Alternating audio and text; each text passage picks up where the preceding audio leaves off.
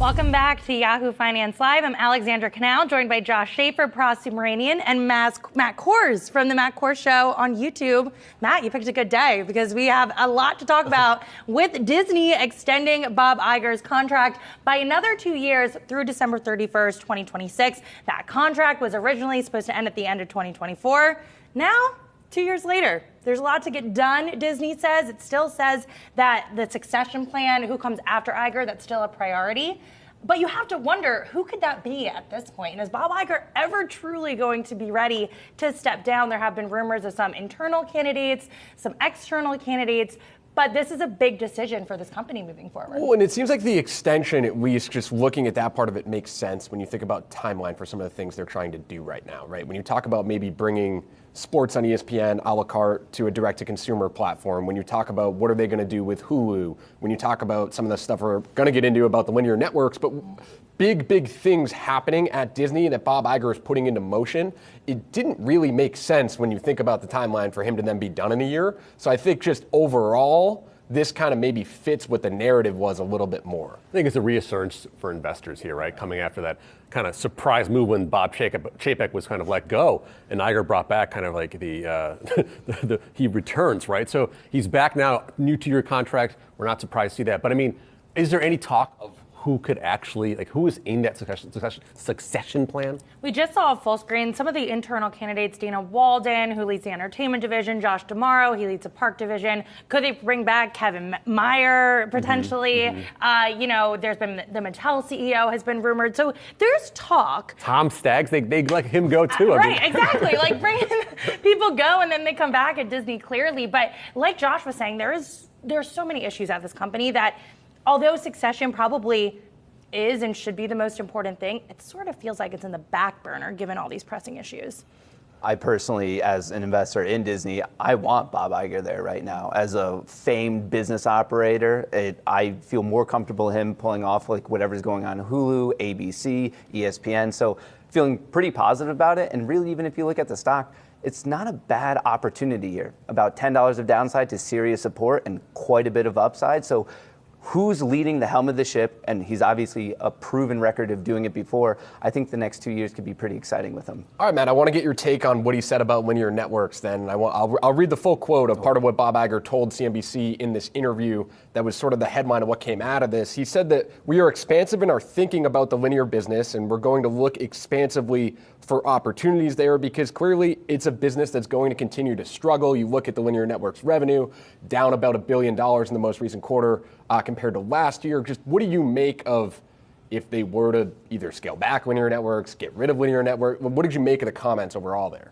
I just agreed. I thought it was fully spot on. And I think it's something that for all of us who's commonly consuming social media, that's the trend. There's just no popularity there. Of course, it is consumed, but he called it out years ago himself, and he just kind of came back and said, yeah, I was right. So obviously this is the direction we have to go because the market is always changing. But I could ask, live sports, live events, that's the driver of linear, right?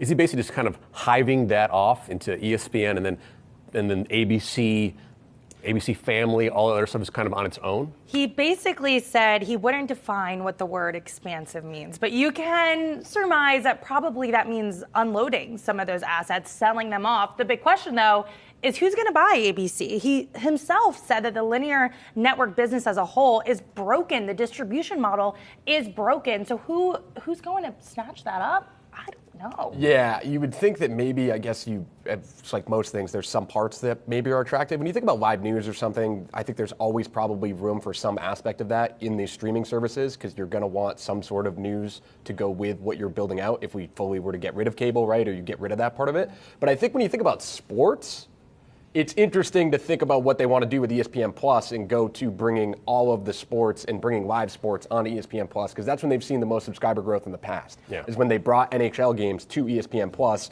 live games. If they're able to do that with this NBA deal, that could come up in 24, 25, then I think you're talking about a more attractive product. And ESPN is clearly the exception here when it comes to some of those cable networks, some of those linear assets, because Bob Iger did say this is going to be an over-the-top direct-to-consumer platform. It's going to happen. We don't know when. He says he has a better idea of when, but he's not ready to say that now. So once that happens, I think it's going to put a lot of pressure on the other streaming giants to get into the live sports game, and it's going to give Disney a competitive edge.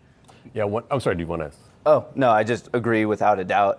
Obviously, Bob Iger, I'd be willing to bet far better negotiator than I'll ever be. But it's still kind of odd if you're trying to sell something and then in the interview you're like, I'm selling it because I don't want it anymore. It's not good at all. That's weird. But the last time I had the fortunate time of being here, we were talking about ESPN and where that could go. And that touches on what you were saying of, I think out of all of what's going on in cable and all of it as a whole, it is sports. That's going to be the interesting thing. So if I had to guess right now, kind of a Hail Mary guess, I think it's going to be a partnership for maybe better distribution, but I think it's going to a premium paid model. Yeah, I thought it was interesting too. He gave a shout out to that big company out of Cupertino, right? And their nice headset that might go well with sports. A company that has a lot of money that could maybe help you fund something that might cost $75 billion when you want to buy an NBA deal. We're really extrapolating there, but I do think that's interesting when you think about Apple wanting to get more into sports. Maybe that's where the future of sports watching goes if those headsets become popular. Some sort of merge there. He didn't single out one company by accident, obviously. So kind of beyond virtual and augmented reality, it's real reality, and that's theme parks, right? So in that same interview, talking about how whether his kind of feud, Disney's feud, DeSantis has affected parks attendance, he says, no, we're not seeing any effects there so far.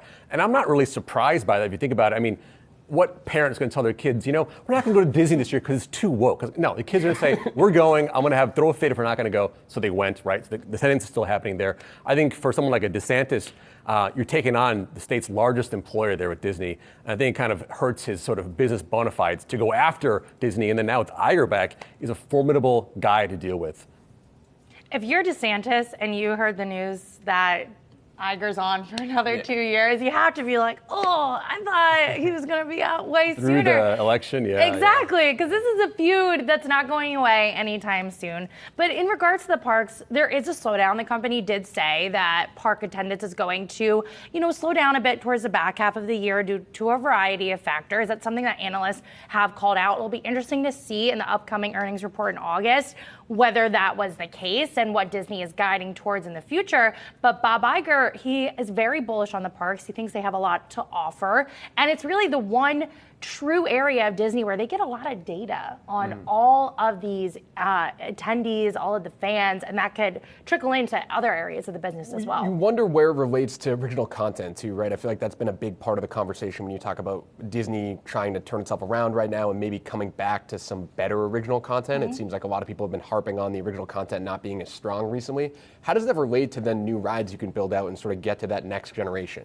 When's the last time a good Mickey Mouse movie came out, right? Just as far as getting to that younger generation and coming out with, I don't know if it's new movies with old characters, new characters that connect to that new generation, but it seems like that might be the leg that is kind of missing here that needs to happen a little bit too. I think you're touching on a very interesting point. Out of the last 8 movies Disney's released, it's a cumulative loss of $900 million.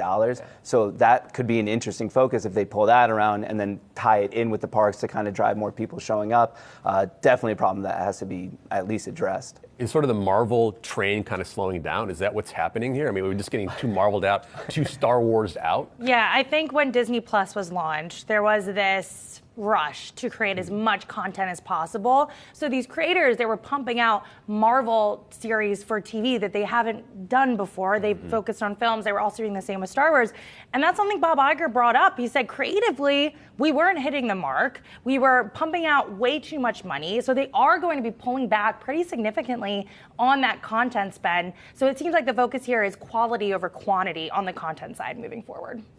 And that's really where streamers have been successful, right? And as far as getting people into a show and getting people excited about what they're doing, it seems like doing a little bit less and not sort of force feeding us too much content, because Disney has a lot of characters that people do like, and then when you start forming them into new people and you add all these TV characters and stuff, fans are loyal to those kinds of characters, and I think that maybe there's a little bit of frustration or friction that builds, and that's why some of the shows don't do as well. Yeah, well, we'll see how this all shakes out. We have until the end of 2026 to see what happens. Matt Kohrs from the Matt Kohrs Show, thank you so much for joining us, along with Pras and Josh.